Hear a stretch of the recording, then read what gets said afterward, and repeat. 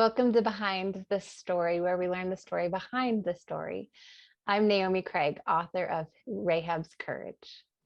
And my name's Lisa Renee. I'm from the Collaborative Press, and I'm a rom-com author of Fake Identity at Stake.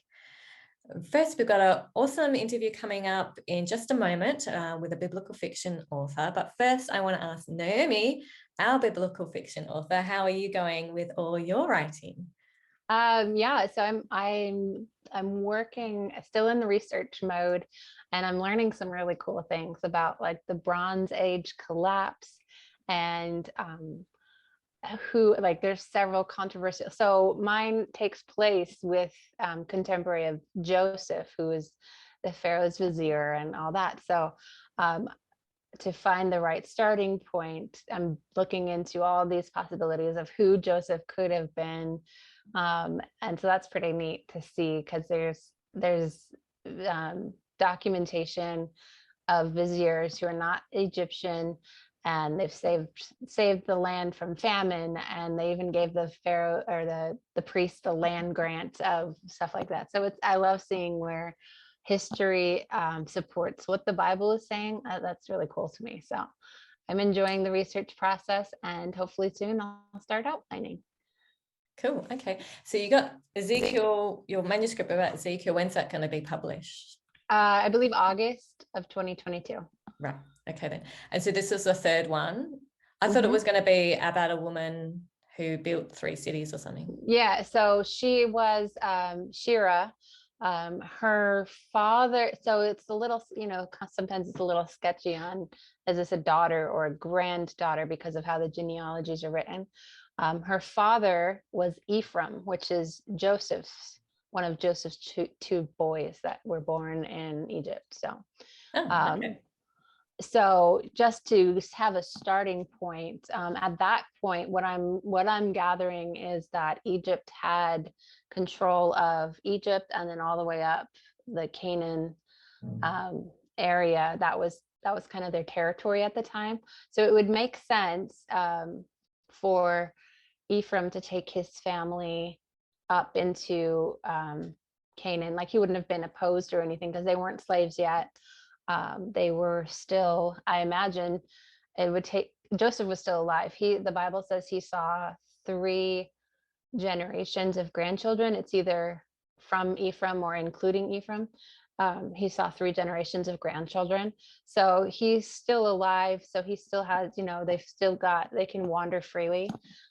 Because the part of the Ephraim's sons go and they steal cattle from the city of Gath, and then they get themselves killed and all that. So I was just trying to figure out who is in the city of Gath before the Philistines is way before the Philistines have moved in, and they're called the Sea People. And then the Gath that we know is like Goliath and stuff like that. So the city itself was around before Goliath and the Philistines. So it's just trying to figure out all of the pieces that would fit into to supporting this novel. So it's pretty fun. I like that, the historical part. So yeah, cool. And I've been hearing you're on a few podcasts. So there was Because Fiction with Shatona Havoc, and then Liz Tolsma's the Christian historical fiction one. And is there another one that? Yeah, just this week I was on Historical Fiction Unpacked with Allison Treat. So it's been a lot of fun to talk to different historical genres, just to reach out to different historical audiences, or generic Christian fiction audiences. So I really enjoy that. So cool. Awesome. How about you? What are you working on? I received an email from a lovely person called Naomi Craig today, and she's done my critique. So I've got a book at the moment. It's called Fake Double Date. So it's a rom-com, and it's the 2nd book in the series. And my editor's given me half of my manuscript back edited. By the time this airs, probably I should have the whole lot and go through my critiques. And yeah, I've got a few scenes to write and polish it up, and November the 30th that'll come out. So just trying to enjoy it, take my time, not because sometimes like I'll get my edits back and I'll just go all day and I won't have breaks on the computer, and like my neck and my eyes are by the end. So I have to put a timer on, like 25 minutes ago, have a break, stretch, and get my eyes off the computer. Because I love the edits.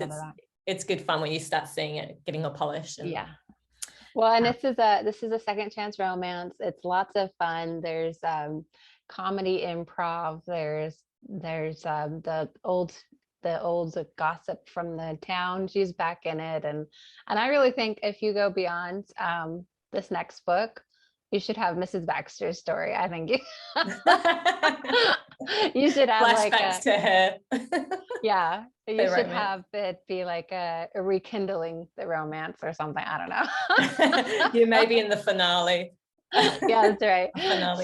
She needs her own story. So yeah. She's a fun character. So yeah, that's what my editor said. Because I said, how can I need to keep it rom-com and that, and she said maybe some of it more like Mrs. Baxter, more of the side characters doing quirky sort of things. And I just remembered there's this series, it's in the UK, Doc Martin, and it's in this little small town in Cornwall, but all the characters, he's a very serious doctor and he's very straight to the point, but all the characters in are so quirky and just weirdos, annoying and stuff like that. But it's just a hilarious show, and he's just very serious. The main character is a doctor. So yeah, so that's what I'm doing. I just adding in the town, having all these quirky characters and situations happening. Awesome. So on our last show, we had Donna E. Lane, a good friend of ours, giving away a copy of our latest Bible study, Dwelling. The winner will be posted in our show notes. So congratulations, and we'll be in touch, and Donna will post that out to you. Yeah, so we had a great interview with biblical fiction author Katrina D Hamel. I'm really excited to bring her on and chat with her about her latest released, Joanna. So fantastic job. So keep watching biblical fiction, even if you don't like biblical fiction isn't your thing. Katrina is an indie author, so lots of great things to learn from her. So let's get right into it. So Katrina D Hamel is our biblical fiction guest today. She is a follower of Jesus, a wife, a mom of 4 from Alberta, Canada. She writes with a passion for New Testament history, especially first century women. When she's not lost beneath stacks of research, she's consuming copious amounts of coffee, good books, and board games. Katrina, thanks so much for joining us today on Behind the Story. Thank you for having me. So Katrina, for those who aren't familiar with you, can you please just tell us a little bit about you and what you write? So I was born in a Christian family and baptized at 12. And, besides the usual, little struggles, I've remained, true to the faith my whole life. And that makes for a really boring testimony. But I am so grateful for it. My husband and I, we were married young, and we've been married for 19 years now. And he's a mobile machinist, so he often works away from home, which makes it really nice that I work in the home, taking care of our 4 kids who are aged 7 to 16. And I also do part-time childcare, and I write biblical fiction. That's wonderful. You've got a lot going on there. So your latest release, Joanna, follows the little-known woman in the New Testament with the same name, and released October 18. Tell us about Joanna and what sparked the story. Yes, so Joanna is in the Bible, and I find it absolutely crazy that Luke linked her name to Herod's. Like, we all know Herod. He is the, villain of the Christmas story. And so how did this woman who was connected to this infamous family end up following Jesus? Was she still married at the time? Did her husband support her in this role? And, how did she even get connected to them in the first place? And these are questions that the gospel doesn't even try to answer. And so my privilege as a writer is to take this verse and some history about the Herodian family and imagine an origin story for this incredible woman of faith. So the series is called Court of the Tetrarch, and the Tetrarch here is referring to Herod Antipas. And so throughout the series, we're seeing Antipas's history beyond, Jesus's trial. But in this first book, Joanna, we're taking a look at Joanna, who in my story, she is taken hostage because of her brother, and she is forced to serve Herod Antipas's unloved wife. And the story travels through the palaces of like Jericho and Jerusalem, and even, as far as Rome, as Joanna and Chusa are trying to be people of faith when their rulers, have no faith. And so throughout all of this, Joanna is trying to hang on to her vineyard and, hoping and praying that God will use her in some way, like the way that he used the men and women in her favorite Bible stories. Awesome. I can see that, some contemporary readers like, for modern day, that we could get a message out of that, because obviously sometimes we have rulers that make decisions that we don't agree to. So when did you know it was going to be a trilogy?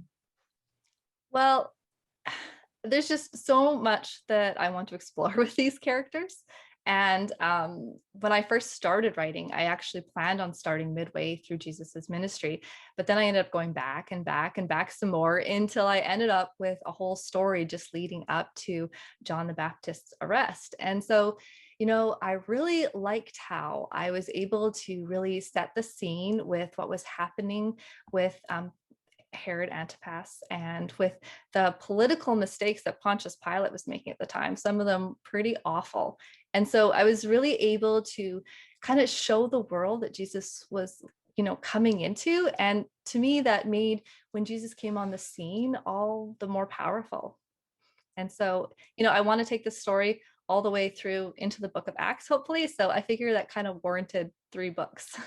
I'm guessing there's a lot of historically written about Herod and that time period, right? Is that was it how much in time would you say is linked to the research and the historical background how much time did you put into that? Well, luckily I'd already written 1 book set in the same time period, so some of the history overlapped, and so that was really nice. I did have to spend a fair amount of time reading Josephus. It's not like he's not like an easy read, but he's got so much cool information about this absolutely wild and crazy dramatic family that is Herod's family. And so and then throughout the writing I would come across something that I wanted to be historically accurate. So I'd have to pause and research again, things like ancient wine making or how exactly did they travel around on a royal progress. So I would say a lot of research, but thankfully I could kind of break it up and not have to do it all at once. Do you see yourself in any of the personalities in Joanna? Did you purposely or did you accidentally write your character into one of them? Well, I think all the characters in Joanna are way more interesting than me. But I did notice that I often have Joanna laugh when she's in an awkward situation or doesn't know what to say. And I know I do that. And like Joanna, I also really like to study. So she kind of got that little bit of me, but she also really convicted me as I was writing her as a reminder, how lucky I am to have the Bible in its entirety and that I really do need to make sure I'm spending lots of time in it. So what's your favorite part of the writing process and which is your least? I like that time when the first draft is done and it's a mess and I get to go through it and fix it up and, flesh out all the details and really make the story come alive. I find that part really fun. My least favorite part is just getting that first draft on paper, believing that, this is actually all going to come together. And then the very last round of edits when I've read the book like 1,000 times and I'm just like, is this ever going to be done? There's a little typos in such a big manuscript. Well, how many words are your manuscripts?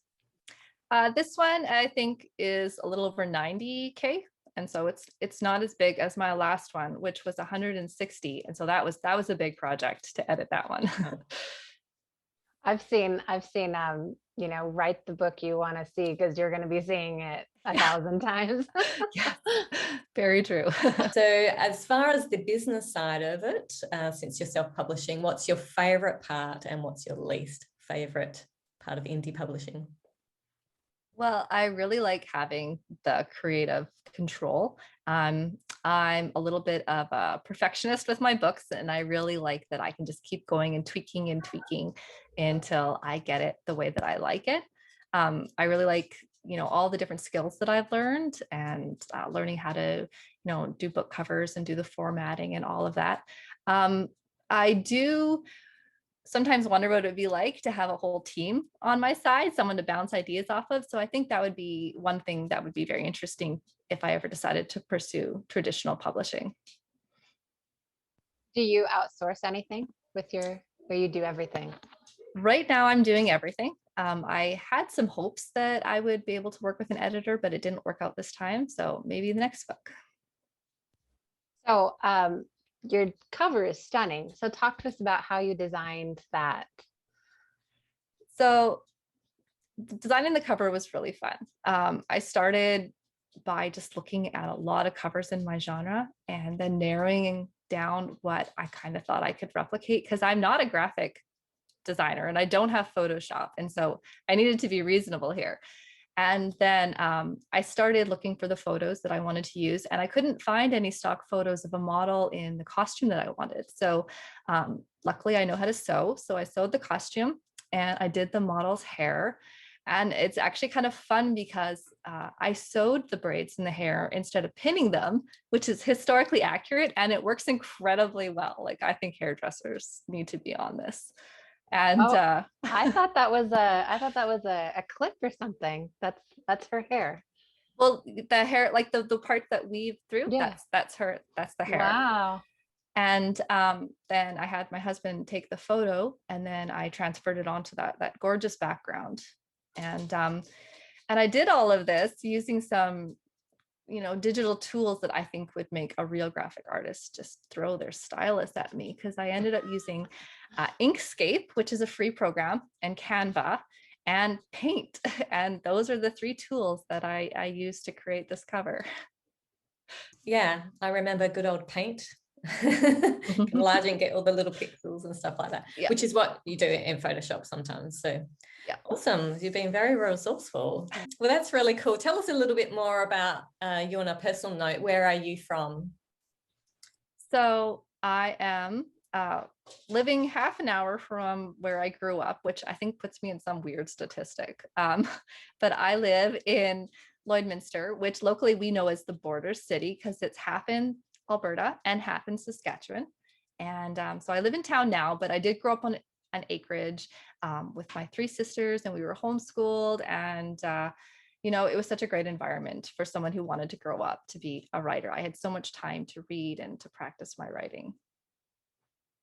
If you could describe yourself in 3 words, what would they be? I would say creative, introverted, and a deep thinker. At least I like to think of myself as a deep thinker. I'm like counting 1, 2. I think is that a hyphen there? I'll allow it. Okay. So outside of reading and writing, what's your favorite hobbies or things to do? I really like playing board games with friends. I love escape rooms. They're like the perfect mix of creative problem solving and imagination. I like camping if it's not cold. And I like road trips and going to museums and just getting out and seeing new things. So what's your favorite board game these days? What do you recommend? Well, it's so hard to pick. That's like picking your favorite book. All right, what's the latest one you've played? Well, We just recently got Monopoly Builders, I think it's called, which is fun because I don't like Monopoly, but my kids do. And so with this one, there's an odd added aspect to it. So it feels like a mashup between Catan and Monopoly. So that was good. Very cool. So what's the best money that you've ever spent as a writer? Lots of little things. I'm really happy that I spent the money to get a pro writing aid subscription.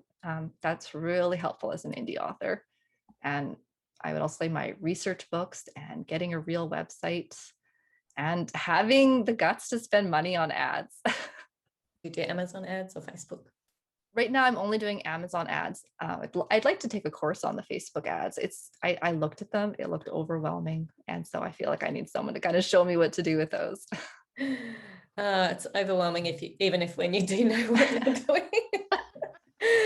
They like to block you in every little thing. Do you see a good return from your Amazon ads? I do. I've never lost money on them. And so that's really encouraging to keep going with it. Oh, that's good to hear. So how many books have you got altogether now?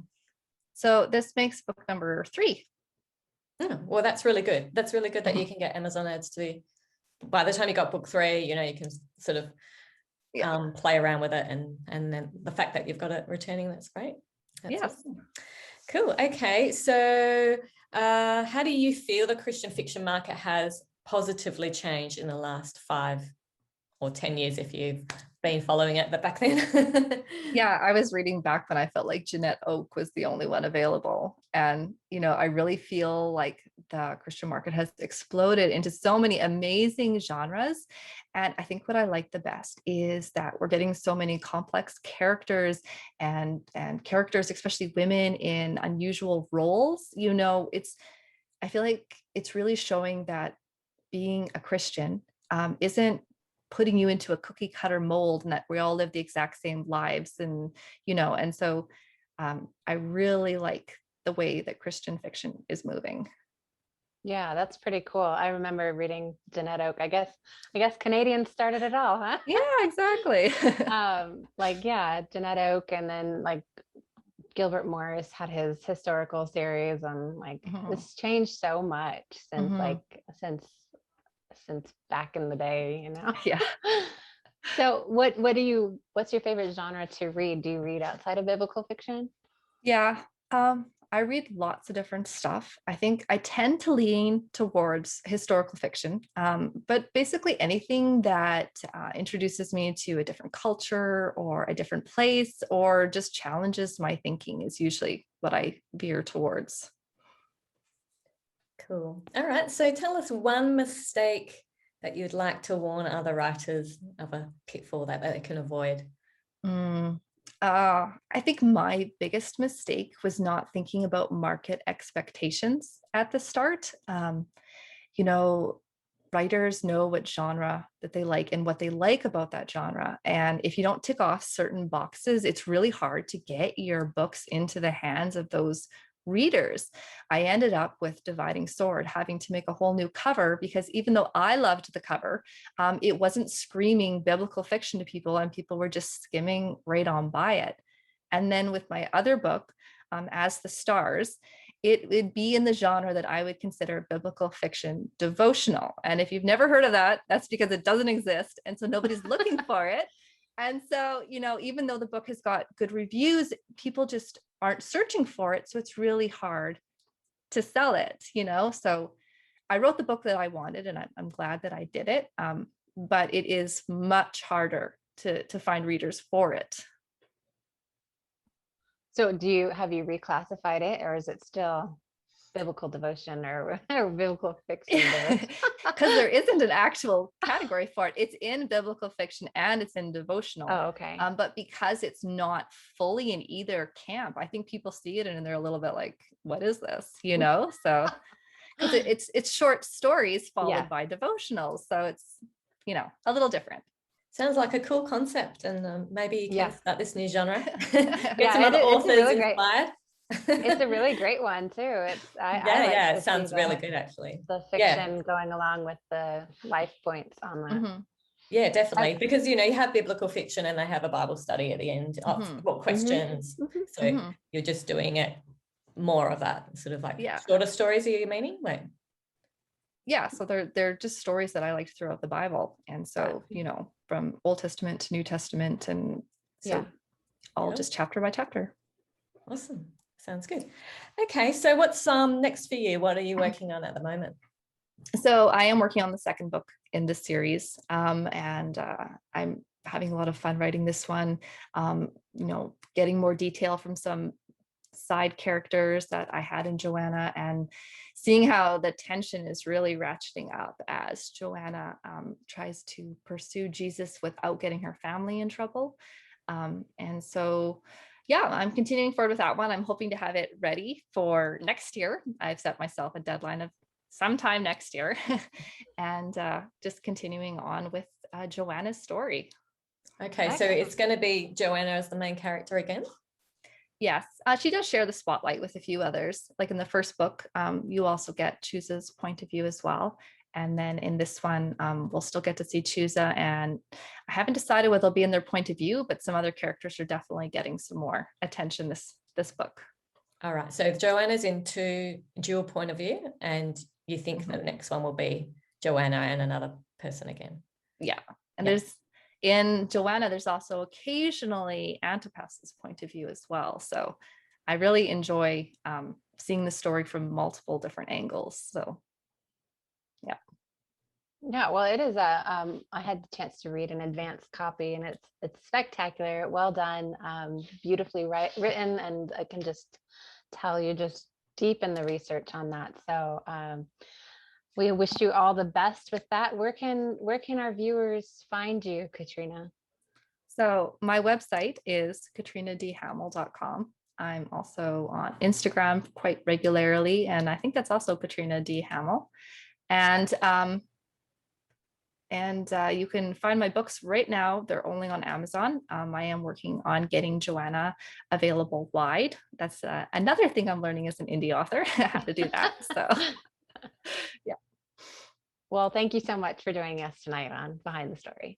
Thank you so much for having me.